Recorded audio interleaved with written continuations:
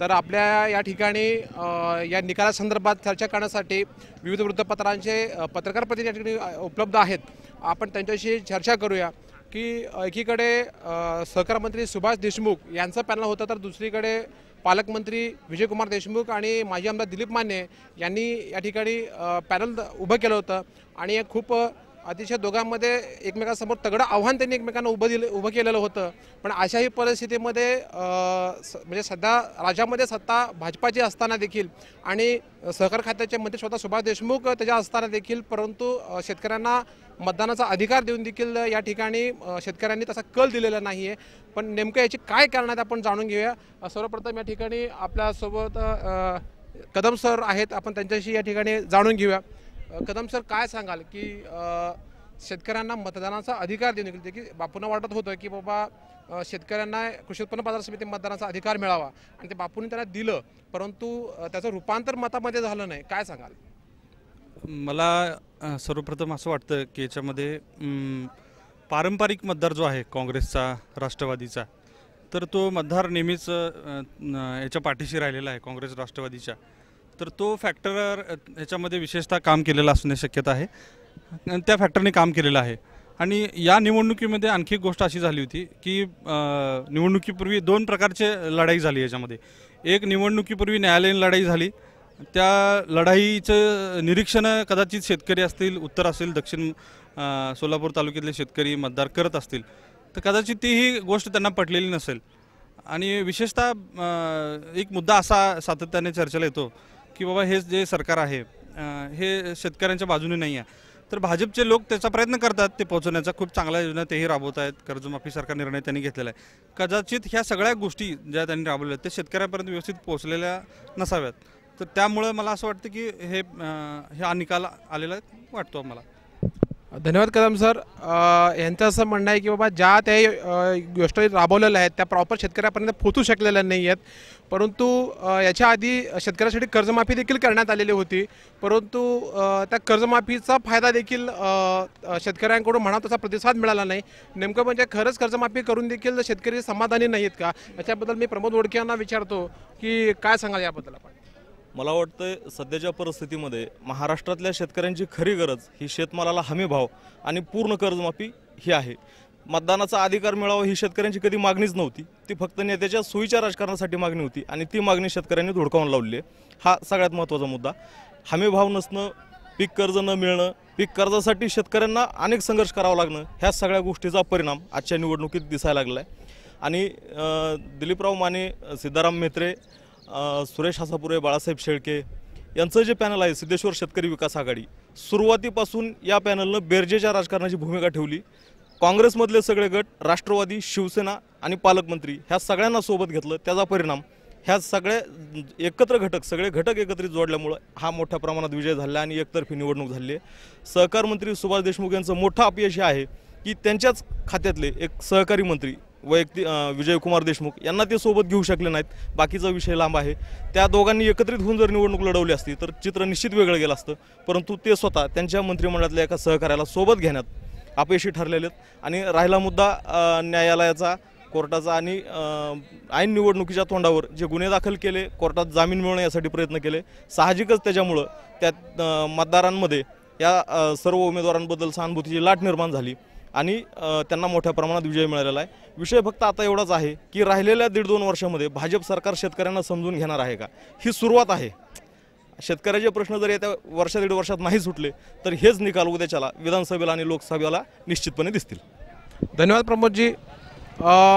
निवडणूक ही दोघांच्यामध्ये झालेली तरी भाजपाचेच पालकमंत्री विजयकुमार देशमुख हे माजी आमदार दिलीप माने यांच्या पॅनलमधून ते सगळ्यांनी एकत्रित सर्वपक्षीय निवडणूक लढवली, तर नेमका त्याचा काय इफेक्ट झाला का आपण त्यांच्याकडे जाणून घेऊया। या निवडणुकीचं एक चित्र स्पष्ट झालेलं आहे की मागच्या विधानसभेच्या निवडणुकीनंतर सातत्याने भाजपामध्ये संघर्ष सुरू आहे। बापू विरुद्ध खासदार, बापू विरुद्ध पालकमंत्री, बापू विरुद्ध अन्य पक्ष। बापूंना सोयीचं राजकारण करता आलं नाही। गेल्या 3-3.5 वर्षामध्ये बापूसोबत एकही इतर पक्षाचा नेता जोडला गेलेला नाही. याशिवाय भाजपामध्ये उत्तर व दक्षिण तालुक्यात भाजपाचे जुन्या कार्यकर्ते सोडून नवीन एकही कार्यकर्ता जोडायचं काम बापूला जमलं नाही. याशिवाय लोकमंगल उद्योग समूहाच्या माध्यमातून जी त्यांची कारखानदारी आहे, दूध डेअरी आहे, त्या दूध डेअरी त्यांची बंद आहे. याशिवाय कारखान्याचं त्यांनी ऊसाचं बिल दिलेलं नाही. याशिवाय पाण्याचा प्रश्न असतो. या सगळ्या प्रश्नावर भाजपा सरकारवर नाराजी आहे. शेतकऱ्यांना मताचा अधिकार दिला असला तरी कर्जमाफी ही परिपूर्ण झालेली नाही. दुसरी गोष्ट म्हणजे पीक कर्ज मिळत नाही. विरोधी पक्षात असताना भाजपाचे सेनेचे लोक DCG बँकेमध्ये कर्ज मिळत नाही अशी ओरड नेहमी करतात. पण सत्तेवर असून याशिवाय सहकार खातं बापूकडे असूनही बापूंनी DCG बँकेच्या माध्यमातून शेतकऱ्यांना कर्ज मिळावं यासाठी विशेष असं काही केलेलं नाही. या सर्वाची नाराजी. याशिवाय सर्व शेतकरी बांधवांना जे मूठ बांधायला पाहिजे निवडून येण्यासाठी ते गणित बापूला जमलं नाही. केवळ बापूविरुद्ध सर्व नेते एकत्र आल्याने हा निवडणुकीचा कल आज दिसतोय. धन्यवाद सर. आपण बऱ्यापैकी जे म्हणजे 15 जागांपैकी 9 जागा ह्या दक्षिण सोलापूर तालुक्यातल्या जागा आहेत. तर 9 जागांमध्ये देखील सध्या विद्यमान या तालुक्याचे आमदार सहकारमंत्री सुभाष देशमुख असताना देखील या ठिकाणी त्यांना म्हणावं तसं यश मिळालं नाही. या ठिकाणी आपण नारायण चव्हाणांना विचारू की काय नेमकं परिस्थिती आहे, असं काय झालं? दक्षिण सोलापूर तालुक्यामध्ये ज्या 9 गणामध्ये ही निवडणूक झाली त्याच्यामध्ये सुरुवातीच्या काळात शेतकऱ्यांना मतदानाचा अधिकार दिल्याचा एक वेगळं वातावरण या तालुक्यामध्ये होतं. त्यानंतरच्या काळामध्ये जो 39 कोटीच्या गैरव्यवहाराचं प्रकरण समोर आलं, ही निवडणूक वेगळ्या वळणावर गेली. न्यायालयीन लढा, उमेदवारी अर्ज नामंजूर, या सगळ्या गोष्टींचा चांगला आणि वाईट दोन्ही परिणाम या निवडणुकीत झाला. शेतकऱ्यांना मतदानाचा अधिकार दिल्याचा फायदा व्हायला पाहिजे होता खरं म्हणजे सहकार मंत्र्यांना, परंतु निवडणुकीची गणितं वेगळ्या अर्थानं बदलली आणि त्यांच्या विरोधामध्ये सहकार मंत्र्यांच्या पॅनलच्या विरोधामध्ये सगळे विरोधक एकवटले. विशेषतः पालकमंत्री, त्यांची भूमिका खूप महत्त्वाची ठरली याच्यामध्ये. पालकमंत्र्यांनी जेव्हा निवडणुकीत उतरण्याचा निर्णय घेतला तेव्हा सहकार मंत्र्यांच्या गटामध्ये एक चलबिचल सुरू झाली. त्यांच्या दिमतीला सहकार मंत्र्यांचे विरोधक दिलीपराव माने, सेनेचे जिल्हा उपप्रमुख प्रकाश वानकर, राष्ट्रवादी काँग्रेसचे दिग्गज नेते बळीराम काका साठे, ही मंडळी एकत्र आल्यामुळं मतदारामध्ये विशेषतः शेतकऱ्यामध्ये जो सरकारच्या विरोधातला असंतोष होता तो बाहेर काढण्यामध्ये या नेत्यांना यश आले. मतदानाच्या अधिकारापेक्षा विद्यमान सरकार शेतकऱ्यांच्या विरोधात आहे ही जी चर्चा सुरू झाली त्याचाही परिणाम या निवडणुकीत झालेला दिसतोय. आता न्यायालयीन लढाईमुळं खरं म्हणजे ही निवडणूक तसं तर सहकार मंत्र्यांच्या दृष्टीनं दोन्ही अर्थानं फायद्याची ठरायला पाहिजे होती. गैरव्यवहार झाला त्याचाही फायदा मिळाला पाहिजे होता, शेतकऱ्यांना मतदानाचा अधिकार दिला त्याचाही फायदा व्हायला हवा होता, परंतु तसं घडलं नाही. त्यामुळं ही निवडणूक जरा वेगळ्या वळणाने गेली आणि म्हणून भाजपा एका अर्थानं असं म्हणता येईल की देशमुख जिंकले आणि देशमुखच हरले. 2 मंत्र्यांना या निवडणुकीनं संपूर्ण राज्याचं लक्ष वेधलं होतं. आता या पुढच्या काळामध्ये विधानसभा निवडणूक असेल किंवा अन्य निवडणुका, बाजार समितीचे पडसाद पुढच्या सगळ्या निवडणुकीवर पडतील असं मला वाटतं. धन्यवाद सर. जसं सरांनी सांगितलं की बाबा एवढी कामं करून देखील म्हणजे देशमुखांना या ठिकाणी पराभवाला सामोरं जावं लागलं. जसं की शेतकऱ्यांसाठी अनेक योजना त्यांनी पणांच्या माध्यमातून राबवल्या, कृषी हमीभाव केंद्र देखील सुरू केली. पण एवढं असून देखील म्हणावं तसा शेतकऱ्यांचा कल सुभाष देशमुखांच्या बाजूने मिळालेला नाही. काय सांगाल कामतकरच्या याबद्दल? आता सध्या जर कल चाचणी येते म्हणजे निकाल आता येत आहेत त्यामध्ये असं दिसतं की 2 देशमुखातला हा, आता सरांनी सांगितल्या पद्धतीने 2 देशमुखातला हा संघर्ष होता. एका देशमुख त्या सत्तेच्या बाजूने निघत आहेत. पण एकंदरीत पाहता निवडणुकीचा मताची आकडेवारी पाहता म्हणजे ह्या गोष्टीकडे आपण 2 दिवसापूर्वी जाणं गरजेचं आहे. कारण एकंदरीत पाहता 49% मतदान झालेलं आहे. मतांची टक्केवारी कमी झाली असं आहे. पण वस्तुस्थिती अशी एकंदरीत आहे की शेतकऱ्यांना मताचा अधिकार ही शेतकऱ्यांची प्रमुख मागणी कधी नव्हतीच. शेतकऱ्यांची मागणी होती की ती हमीभावाची. आम्हाला हमीभाव द्या, आम्ही तुमच्यापर्यंत येणार नाही, आम्हाला हमीभाव मिळाला की आम्ही आमचं काम करू. पण हे होत असताना एकाच मतदाराची नावं, जसं आपल्या सार्वत्रिक निवडणुका लोकसभा विधानसभेसारखं किंवा स्थानिक स्वराज्य संस्थेचं आपण पाहतो त्यावेळेस मतदान यादीमध्ये दुबार नावं मैतांची नावं हे काढली जातात. तशा पद्धतीचं शुद्धीकरण याद्यांचं या निवडणुकीत फारसं झाल्याचं दिसलं नाही. एकाच शेतकऱ्याच्या नावाने ज्याच्या नावाने उतारा आहे तो त्याचा पात्र उमेदवार म्हणजे मतदार ते असेल. पण एकाच शेतकऱ्याचे 2-2, 3-3 गावामध्ये पण शेती आहेत. उदाहरणार्थ मंद्रुपमध्ये असेल तोच शेतकरी परत हातूरमध्ये पण असू शकतो. अशांची दुबार नावांची यादी ती कमी झालेली नाही आहे. त्यामुळे ती मतांची टक्केवारी आता दिसते ते एकंदरीत कमी दिसण्याचं प्रमाण ते पण आहे.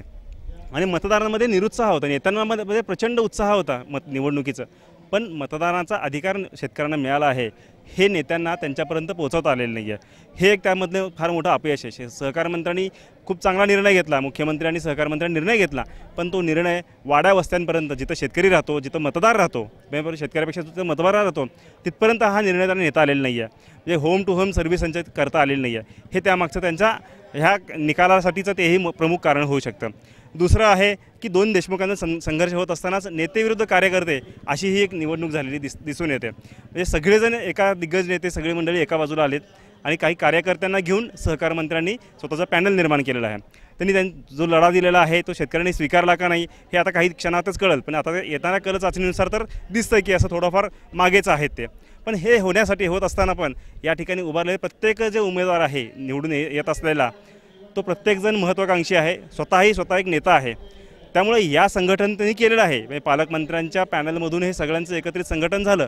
पण ही एकत्रीकरणाची मोठ किती दिवस बांधून राहू शकते हे पाहणं महत्त्वाचं आहे. कारण प्रत्येकाची महत्त्वाकांक्षा आहे, प्रत्येकजण नेताच आहे यामधला. प्रत्येकाला वाटतं की मी सभापती व्हावं, हे त्यांच्यातलं असेल. हे होईल नाही होईल हा पुढचा प्रश्न आहे. पण प्रत्येकजण महत्त्वाकांक्षी आहे आणि राजकारणात महत्त्वाकांक्षेलाच फार महत्त्व असतं आणि त्यानुसार काय होईल हे येणाऱ्या काळातच दिसू शकेल आपल्याला. धन्यवाद कामतकरजी. आपण पाहताय की जसा मतदानाचा टक्का देखील खूप घसरलेला आहे.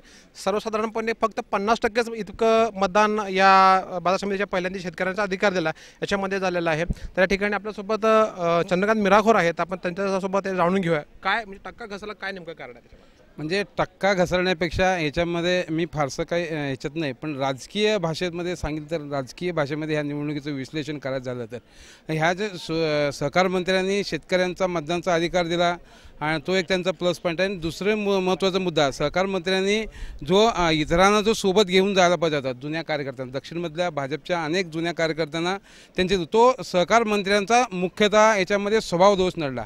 ती यापूर्वी जे सहकार मंत्र्यांना लोकांना जी शेतकऱ्यांना जी वागणूक दिलेली आहे ती सहकार मंत्र्यांसोबत असलेली ही गोतावळी ही त्यांच्यासोबतच्या कारणीभूत आहेत. सहकार मंत्र्यांना शेतकऱ्यांनी दिल्यावर घरापर्यंत गेल्यावर जो वागणूक दिलेला आहे तो वागणुकीचा राग ह्या शेतकऱ्यांनी ह्या निवडणुकीमध्ये मुद्दा म्हणून काढला. आणि दुसरा मुद्दा म्हणजे त्यांनी शेतकऱ्यांना मतदानाचा अधिकार दिला, तो वागणुकीचा रागातून शेतकऱ्यांनी राग काढला. आणि दुसरा मुद्दा सहकार मंत्र्यांनी निवडणुकीपूर्वी जे 39 कोटीचा जो त्यांच्याकडे पणन खातं सहकार खातं आहे त्याच्यामध्ये त्यांनी गुन्हा दाखल केला. गुन्हा दाखल केल्यामुळं ही जे इतर लोक महाआघाडीची मूठ ही बांधली गेली. असंतुष्ट लोक म्हणजे एकत्रित आले. म्हणजे तुमच्या विरोधकाला एकत्र करण्यामध्ये हे विरोधक दुसरे कोणी नसून ह्याला तुम्हीच कारणीभूत आहात. सहकार मंत्री ह्याला विरोध कर. जर गुन्हा दाखल केला असता, तुम्ही राजकीय फंडे वापरले असते निवडणुकीपूर्वी, जर गुन्हा दाखल नाही केला तर हे सगळे लोक एक भाजप, शिवसेना, काँग्रेस, राष्ट्रवादी आघाडी हे तुम्ही एकत्र करण्याला तुम्हीच कारणीभूत आहात, दुसरे कोणी तुम्ही. त्यामुळे असंतुष्ट लोक एक झाले आणि त्यांचे कार्यकर्ते एकत्र होऊन ही निवडणुकीमध्ये मोठ बांधली गेली. तिसरी मुद्दा हा DCC बँकेचा तुम्ही जो हे केलेला आहे त्याच्यामध्ये सुद्धा शेतकरी असंतुष्ट झाला आणि त्याच्यामध्ये सुद्धा. आणि तिसरा मुख्य मुद्दा राहिला पालकमंत्र्यांनी सहकार मंत्र्याच्या विरोधात असलेला असंतोष हे लक्षात घेऊन त्यांनी अपक्ष म्हणून निवडणूक लढवतो म्हटले होते. पण ऐनवेळी त्यांच्याही लक्षात आलं की आपण अपक्ष म्हणून निवडणूक लढवलो तर त्याच्यामध्ये काँग्रेसचा उमेदवार आमच्यासोबत येईल. त्यामुळं काँग्रेस आणि भाजपचे मतं विभागून होऊन आपलं काय खरं होऊन सहकार मंत्र्यांनी योग्य वेळीस पालकमंत्र्यांनी योग्य वेळी संधी साधून बरोबर त्यांनी जाऊन त्या पॅनलमध्ये घुसले आणि त्यांनी त्या पॅनलमध्ये टीका झाली. भाजपच्या लोकांनी असं केलं, त्याच्या विरुद्ध केलं. पण मुळात हा पालकमंत्र्यांना सहकार मंत्री नको आहे. म्हणजे जर पालकमंत्री त्या सहकार मंत्र्यासोबत जरी गेले असत्या तर पालकमंत्री आणि सहकार मंत्री मिळून जर पॅनल जरी आणलं असतं तर ह्याच्यामध्ये पालकमंत्र्यांना लक्षात आलं की ह्यांचं पॅनल आलं तर आपला काही खैर नाही. म्हणून त्यांनी काय ऐनवेळी आपला राजकीय डाव साधण्यासाठी पालकमंत्र्यांनी बरोबर योग्य साधून समोरच्या लोकांना हे पक्षश्रेष्ठीनं सांगितलं असेल. ह्याच्यामध्ये मूळ मुद्दा हा मी भाजप बीट बघत असल्यामुळे मूळ मुद्दा आहे की भाजप ह्याच्यामध्ये बॅकफूटवर गेला. जो तुम्ही शहरातले जे तुमचे नगरसेवक आणि भाजपला जो गट आहे तो भाजपमधला 35 नगरसेवक विरुद्ध 14 नगरसेवक हे एकमेकाच्या विरोधात प्रचार केले आणि ह्याच्यामध्ये मुळाचा शहर अध्यक्षांनी खालच्या पातळीवर जाऊन म्हणजे कुंभारी गणामध्ये जाऊन खालच्या पातळीवर जाऊन तुम्ही प्रचार केला। त्याच्यामुळं लोकांमध्ये पालकमंत्र्यासंदर्भात ठीक आहे, तो आतून काय माहीत नाही, पण लोकांमध्ये बसतं की हा भ्रष्टाचारमुक्त माणूस आहे, चांगला माणूस आहे, हे एक मॅसेज गेला। आणि हे तुम्ही सहकार मंत्री तुम्ही जे टीकेला लोकांनी उत्तर दिलं, म्हणजे तुमची जी टीका जी असते ते ह्याच्यामध्ये शेतकऱ्यांचं हित ठेवून जर तुम्ही टीका केली असती तर शेतकरी लोक तुमच्या पाठीमागे असते। म्हणजे हे एक म्हणतात ना, तुम्ही म्हणजे संधी साधून तुम्ही जे टीका करण्याची तुम्ही एक मोका बघून जर तुम्ही धोका जर निर्माण करत असाल तर हे लोकांनी दाखवून दिलं की तुम्ही संधीचं सोनं करायला जाण्याच्या मध्ये भाजपच्या लोकांनी काय केलं, इतक्या दिवसामध्ये आपल्याला पालकमंत्र्याच्या विरोधात कुठं बोलायला नाही मिळालं म्हणून आता संधी साधून बोलायला गेले आणि त्याचा स्वभाव दोष नडला। त्यामुळं ह्याच्यामध्ये फॅक्टरमध्ये सुद्धा व्यक्तिगत पातळीवर सुद्धा निवडणूक झाली आणि सहकार मंत्र्यांचा स्वभाव दोष नडला आणि त्यामुळं जे आहे मी ह्या मताचा आहे की मी काय राजकीय सल्लागार नाही, पण मी काही तेवढा मोठा तज्ज्ञ नाही। माझं एक मत आहे की सुभाष देशमुखांनी यापुढं आपला स्वभाव बदलावा तरच तुमचे, नाही तर विधानसभेला ह्या चित्र वेगळं असेल की यामुळं हे होऊ शकतं आहे आणि त्याच्यामुळं भाजप विरुद्ध भाजप ही निवडणूक नाही आहे, हे कार्यकर्त्याविरुद्ध नेते ही बी निवडणूक नाही, शेतकऱ्याविरुद्ध हे जे चाललं आहे, शेतकऱ्यांनी आपलं योग्य जागा आणि योग्य मतदान दाखवून दिलं आहे। मतदानची आकडेवारी पाहता सर्व क्षेत्रामध्ये आहे, एका ठिकाणी आहे, पण एकंदरीत हे आगामी काळामध्ये सहकार मंत्र्यांना चिंतन करण्याची गोष्ट आहे, चिंतन करावं। आणि सहकार मंत्र्यांनी जो टीकेची पातळी याच्यामध्ये मी अवलादी भाषा केली, ह्या टीकेची पातळीची कुठलीही एक पातळी असते। सहकार मंत्री ठीक आहे, एखादा छोटं कार्यकर्ता बोलला तर ठीक आहे, एखादा सुज्ञ नागरिकांनी किंवा एखाद्या मंत्र्यांनी आपली टीकेची पातळी ही ओलांडू नये। आपण योग्य भाषा राहून परिभाषा राहून मोदी म्हणल्यासारखं विकासाच्या मुद्द्यावर ही निवडणूक लढवली असती तर सहकार मंत्र्यांना फायदा झाला असता। जे तुम्ही जे द्वेषबुद्धाने म्हणजे 19 कोटीचा घोटाळा करून ते तुम्ही राजकारण केलात, मग त्याच्यामध्ये सगळ्यांना एक होण्यास तुम्ही संधी दिलात, त्याला हे पराभवाला कोणी कारणीभूत नसून तुम्ही आणि तुमचे कार्यकर्तेच हे कारणीभूत आहेत, तुम्ही आणि तुमच्या सोबत असलेले लोक हेच कारणीभूत आहेत, दुसरं कोणी कारणीभूत असू शकत नाही। धन्यवाद मिराखोरजी। असं म्हटलं जातं की आता जे ही निवडणूक पार पडलेली आहे ही विधानसभेची रंगीत तालीम आहे असं म्हटलं जातं, ही खरंच रंगीत तालीम आहे का आपण जाणून घेऊया। काय सांगाल की विधानसभेला याचा काय इम्पॅक्ट होईल काय?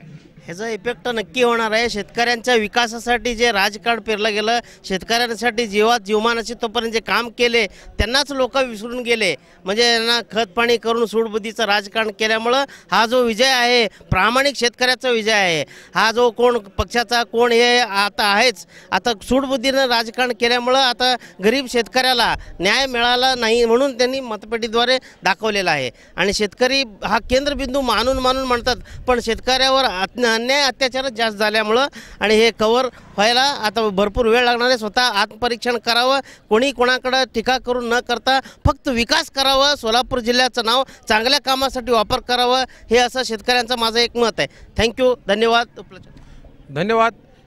एकीकडे दक्षिण सोलापूर तालुक्यामध्ये नामदार सुभाष देशमुखांनी मोठ्या प्रमाणात कामं केलेले आहेत, मग शेतकऱ्यांचा विजेचा प्रश्न असेल किंवा सिना नदीला पाणी सोडण्याचा प्रश्न असेल, रस्त्याची कामं असतील, मोठ्या प्रमाणात इतकी कामं करून देखील दक्षिण सोलापूर तालुक्यामध्ये मोठ्या प्रमाणात त्यांचे सीटं निवडून नाही आलेले। 9 जागांपैकी बहुधा हाती आलेल्या निकालानुसार 2 ठिकाणीच म्हणजे एक निवडून आलेला नाही, एक आघाडीवर आहे, अशी परिस्थिती निर्माण झाली। काय याचं नेमकं कारण असेल? या ठिकाणी पंचायत समितीला विचारतोय काय असेल? नमस्कार। या येणाऱ्या निकालावरून असं अंदाज बांधता येईल की जसं शेतकऱ्यांना कर्जमाफी मिळाली नाही, पिकांना हमीभाव मिळाला नाही, हे तर नाराजी होतेच, मात्र ज्या मतदारसंघामध्ये ही निवडणूक झाली त्या मतदारसंघाचे काही प्रश्न बी होते। सीना आणि भीमा नदी उन्हाळ्यात कोरडे पडत होते, काँग्रेस आणि राष्ट्रवादीच्या राजवटीमध्ये सीना आणि भीमा नदी जास्त प्रमाणात कोरडे पडले नव्हते, मात्र सीना आणि भीमामध्ये पाणी सोडण्यासाठी वारंवार शेतकऱ्यांना रस्त्यावर उतरून मोठ्या प्रमाणात आंदोलन करावं लागलं। सीना नदीकाठी अथवा भीमा नदीकाठी विजेचा प्रश्न खूप गंभीर होता, शेतकऱ्यांना फक्त अवघे 1 तास वीज मिळत होती, नदीतून पाणी उपसा करून शेतीच्या विहिरीत पडण्यापर्यंतच 1 तास संपून जात होता, त्यामुळे पशुधनांचा पाण्याचा प्रश्न होता, तसेच पिकांना पाण्याचा प्रश्न होता। अशा सर्व गोष्टीमुळे सहकार मंत्र्याबद्दल नाराजी होते। मागाशी आमच्या मित्रांना म्हटल्याप्रमाणे सहकार मंत्र्याचा जो स्वभाव दोष होता तो खूप मोठा फॅक्टर ठरला, कारण सहकार मंत्र्याजवळ जी नम्रता असायला पाहिजे होती ती नम्रता गेल्या 3.5 वर्षामध्ये दक्षिणच्या जनतेला म्हणा अथवा शेतकऱ्यांना म्हणा ते जाणवलं नाही। कुठल्या त्यांचं लोकमंगल साखर कारखान्यानं बोगस कर्ज उचलल्यामुळं आणि लोकमंगल साखर कारखान्यानं ऊसाचं बिल वेळेवर न दिल्यामुळं, जरी 3 वर्षामध्ये जरी दर दिला असेल तर अत्यल्प दिल्यामुळं, या सर्व गोष्टीमुळे दक्षिण सोलापूर तालुक्याचा जो मतदार होता विशेष करून हा भाजपवर नाराज होता.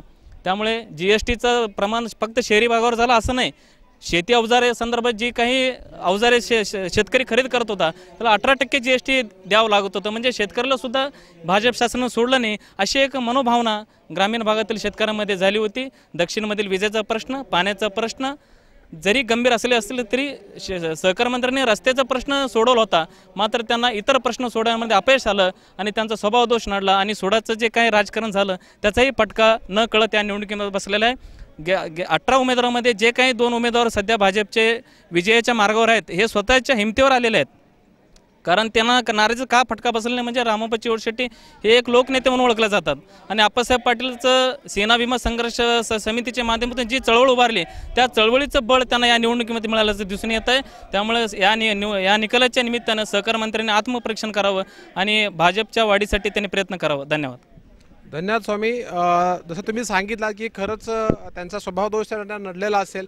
अगदी त्यांचा भंडारकोट या ठिकाणी त्यांची सीट त्या ठिकाणी होती, त्यांचा कारखाना देखील त्या ठिकाणी आहे. स्वतः सहकार मंत्र्यांच्या तिकडे मतदान देखील असताना भंडारकोटेची जागा त्यांना गमावी लागली.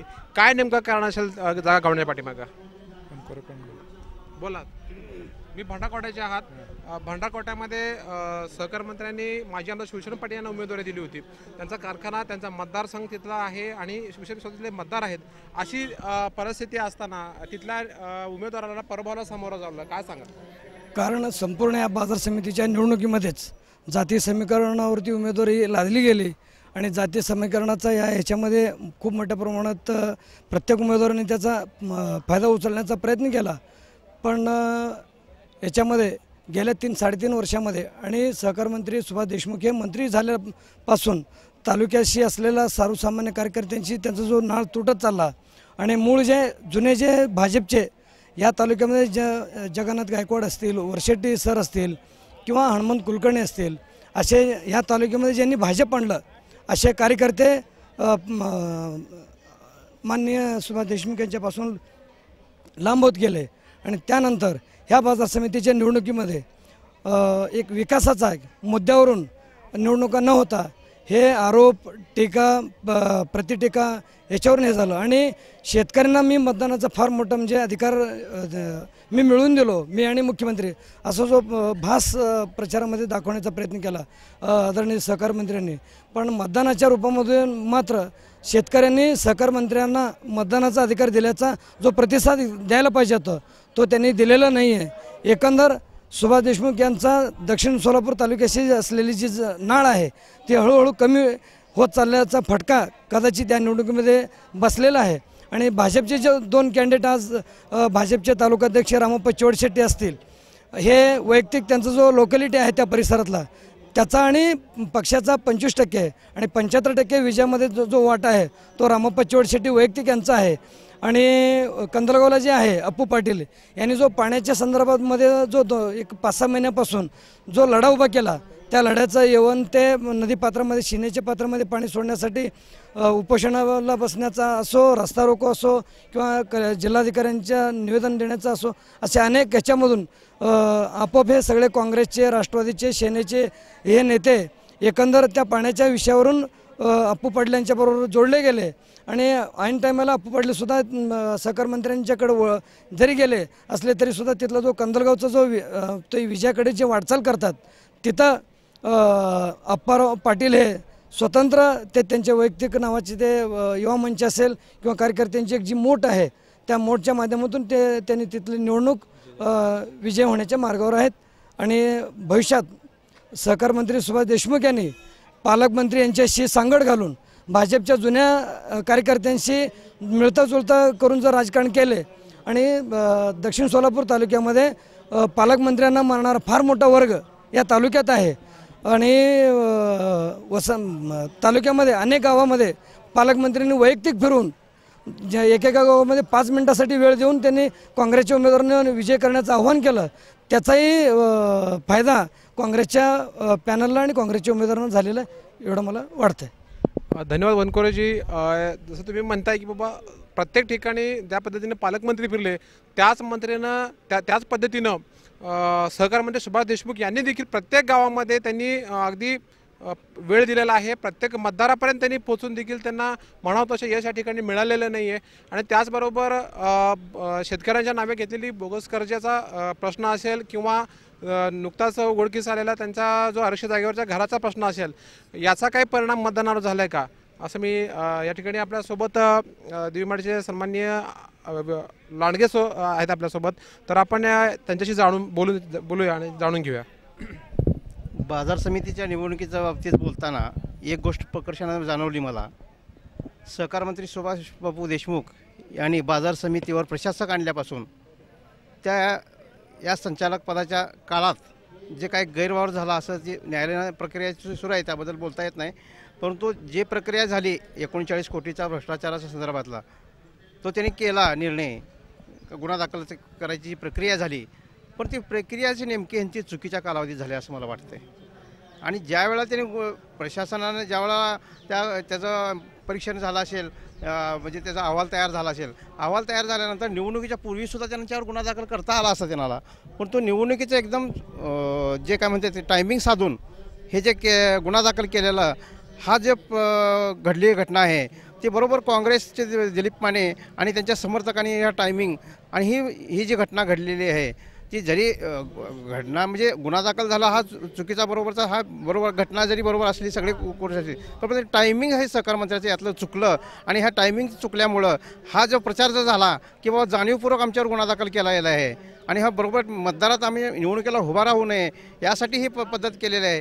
हा जो संदेश लोकांपर्यंत पोचला आणि तो प्रभावी ठरला असं मला वाटते. आणि सहकार मंत्र्यांनी एक मात्र गोष्ट करायला हवी होती की बाबा निवडणुकीत मी जे माझ्यासोबत येतील त्यांना घेऊ, परंतु सोबत येणार कसं ते तुम्ही बोलवल्याशिवाय येतील का? आता पालकमंत्री असतील, पालकमंत्र्याला जर तुम्ही मानानं स्थान देऊन तुम्ही बोलवलं असतं तर ते पण सोबत घेऊन तुम्ही आलो असतो. शिवसेनेच्या कार्यकर्त्याला नेत्याला जर सन्मानाची वागणूक देऊन तुम्ही जर बोलवून घेतलं असतं आणि अशी एक मोठ बांधली असती तर काँग्रेसची एकीकडे राष्ट्रवादीची एका बाजूला पडले असते आणि शिवसेना आणि भाजप असे एकत्र येऊन जर पॅनल झालं असतं तर सहकार मंत्र्याला तरी आपली ताकद दाखवताना थोडी म्हणजे ताकद दाखवता आली असती. त्यांचे पालकमंत्र्याला मानणारे दक्षिण सोलापूर तालुक्यातील त्यांनाही पण उमेदवारीपासून जाणीवपूर्वक दूर ठेवलं आणि बाकीच्या पक्षाला सुद्धा नेत्यांना कोणाला म्हणजे त्यांनी म्हणजे असं सन्मानाची वागणूक देऊन त्यांना बोलवून आपल्या पॅनलमध्ये घ्यायचं याबाबत कुठलीही चर्चा न करता त्यांनी स्वतःचं म्हणजे आपली एक ताकद दाखवण्यासाठी विधानसभेसाठी आपण काय करू शकतो, सहकार म्हणजे शेतकऱ्याबाबत जे निर्णय घेतलेला आहे त्या निर्णयाचा फायदा होईल असं जो सहकार मंत्र्याला वाटत होतं, पण तसं काही चुकीचं घडलेलं आहे असं मला वाटतंय. आणि जे भाजपचे जे 2 संचालक आता निवडून आलेत त्यात रामापत चिवडशेट्टी हे दक्षिण सोलापूर तालुक्याचे भाजपचे अध्यक्ष आहेत आणि रामापत चिवडशेट्टी हे एक होटकी परिसरातील एक वलयांकित नाव आहे आणि त्यांचं कर्तृत्व आहे चिवडशेट्टी घराण्याचं आणि चिवडशेट्टी रामापांचं म्हटल्याप्रमाणे म्हणजे रामानं नाक राखलं भाजपचं, म्हणजे भाजपच्या तालुका अध्यक्षानं सहकार मंत्र्याचं नाक राखलेलं आहे असं मला वाटतंय. आणि जे आप्पासाहेब पाटील हे पूर्वीचे काँग्रेसचे असले आणि ते गेले ते की बाबा आपल्याला जिल्हा बँकेत जे पराभूत केलं सुरेश सासापुरेनं आणि त्याचा बदला घेण्यासाठी त्यांनी तिथे उमेदवारी स्वीकारली होती आणि ती पण सहकार मंत्र्याच्या बाजूनी. कारण काय हे काँग्रेसच्या आघाडीकडून हसापुरे होते आणि मग त्यांना दुसरा पर्याय नव्हता म्हणून त्यांनी सहकार मंत्र्याकडून उमेदवारी मिळवली आणि हसापुरेनं पराभूत करण्याचा चंग बांधला आणि त्यातूनच ही सीट एक त्यांना संधी मिळाली. त्यामुळे ह्याच्यात सहकार मंत्र्याची म्हणजे त्यांचं जे धोरण होतं किंवा त्यांची जी यंत्रणा होती निवडणुकीचं त्यांचं जे भाकीत होतं ते भाकीत बाबतीत सहकार मंत्री अपेक्षित ठरले असं मला वाटतं. धन्यवाद लांडगेजी. तुम्ही म्हणताय ते बरोबर आहे. त्याचबरोबर जसं की आज राज्यामध्ये बघताय की आपण शिवसेना भाजपाची युती आहे, त्यांचं सरकार सध्या राज्यामध्ये आहे. असं असताना देखील जसं तुम्ही म्हणालात की जे समविचारी लोक आहेत, समविचारी पक्षाचे जे लोक आहेत त्यांना देखील याच्यामध्ये बोलायला पाहिजे होतं. तुम्ही म्हटल्याप्रमाणे पालकमंत्र्यांना देखील तुम्ही त्यांना आमंत्रित करायला पाहिजे होतं. आपण दोघांनी बसून विचारविनिमय जर केला असता तर कदाचित चित्र वेगळं पाहायला मिळालं असं त्यांचं मत आहे. तर या ठिकाणी BR न्यूजचे आमचे सन्माननीय अनिल कापसे आपल्यासोबत आहेत, त्यांचं मत या ठिकाणी जाणून घ्या. काय सांगाल, चित्र बदललं असतं का? खरं पाहिलं तर हे निवडणूक तसं कोणत्याही पक्षाविरुद्ध एकमेकाविरुद्ध झालेलं नाही. सर्व पक्षाचे उमेदवार दोन्ही गटामध्ये होते, त्यामुळे हे पक्षाच्या स्तरावरून निवडणूक झालं आहे असं म्हणण्यात काही अर्थ नाही आहे. कारण सरळ हा सामना असा झाला की माजी आमदार दिलीप मानेंविरुद्ध सहकार मंत्री असा थेट सामना झाला. त्यामध्ये दिलीप मानेंनी अगदी त्यांच्या भाजपामधले किंवा सहकार मंत्र्याच्या सहकारी मंत्र्याला आपलेसे करण्यात त्यांनी यश मिळवले. तसं यश सहकार मंत्र्यांना मिळवता आलं नाही की त्यांच्यातले काही सीट मनधरणी करून किंवा काहीतरी राजकीय तंत्र वापरून त्यांच्याकडे आपलंसं करून घेता आलं असतं. तसं आलं असतं तर नेमकं त्याचं चित्रही वेगळं राहिलं असतं. आणि दुसरा मुद्दा असा आहे की बाजार समितीमध्ये 39 कोटीचा गैरव्यवहार झाल्याचा जो मुद्दा प्रकर्षाने यावेळी चर्चेला आला. अगदी एका रात्रीच अनेक संचालकांवर गुन्हे दाखल झाले. ते गुन्ह्यामध्ये घोटाळा झाला, भ्रष्टाचार झाला, अनेक शब्दप्रयोग तिथं वापरले गेले आणि न्यायालयीन स्तरामध्ये ते गैरव्यवहार झाला असं सांगण्यात आलं. प्रत्यक्षात हा गैरव्यवहार हा अनियमितता होती. गैरव्यवहार पूर्वी नव्हता. लेखापरीक्षणामध्ये ते गैरव्यवहार नाही, हे गुन्हा दाखल होऊ शकत नाही असं स्पष्ट असताना देखील अगदी राजकीय शक्तीचा वापर करून त्यांनी एका रात्रीमध्येच गुन्हा दाखल केले. गुन्हा दाखल केल्यानंतर पुन्हा न्यायालयीन प्रक्रियेमध्ये त्यांनी गेल्यानंतर ते वारंवार त्यांना जामीन न मिळणं अशा प्रकारच्या घटना घडत गेल्या. त्यामुळं त्यांच्या कार्यकर्त्यांमध्ये एक फार मोठा चीड निर्माण झाली, जिद्द निर्माण झाली. त्या जिद्दीतनंच ते कार्यकर्ते जे मानेसाहेब सत्तेत नसल्यामुळं जे इतर त्यांच्या कामामध्ये राजकीय क्षेत्रापासून थोडंसं लांब राहिलेले होते ते पण त्या गुन्हा दाखल झाल्यानंतर एकमेकाला चिटकले गेले. आणि दुसरी गोष्ट, सहकार मंत्री हे तसं पाहिलं तर त्यांचं ब्रीद आहे लोकमंगलचा, की कासवगतीनं वाटचाल करायचा.